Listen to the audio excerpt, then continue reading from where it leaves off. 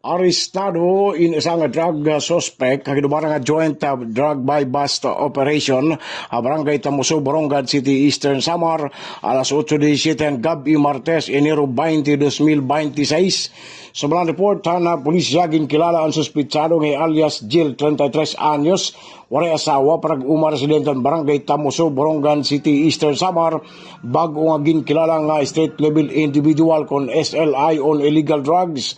Ang operasyon ang gindumara ang mga otoridad ang pangunang Borongan City Police Station na City Drug Enforcement Unit. Ipinagikan na Police Lieutenant Colonel Silver S. Cabanillas, Acting Chief of Police, Eastern Samar Police Provincial Office, Provincial Drug Enforcement Unit, Eastern Samar Police Provincial Office, Provincial Intelligence Unit, Regional Intelligence Division, Regional Special Operations Unit 8, ng Philippine Drug Enforcement Agency, Eastern Samar Provincial Office.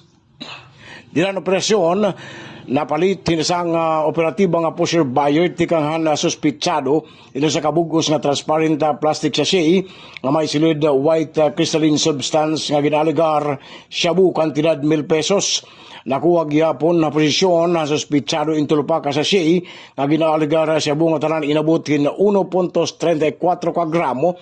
Dangerous drugs sa board value kantidad 9,112 pesos.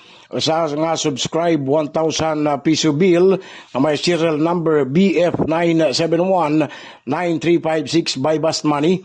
Isang coin purse cash kantidad 50 pesos nga isang unit nga motor nga ginagamit han suspitsado.